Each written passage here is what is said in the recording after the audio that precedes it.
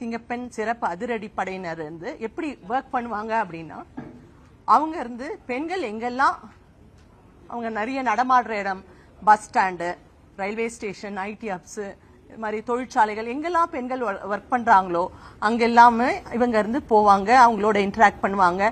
முதல்ல அவங்களுக்கு ஒரு கான்ஃபிடன்ஸ் வரணும்.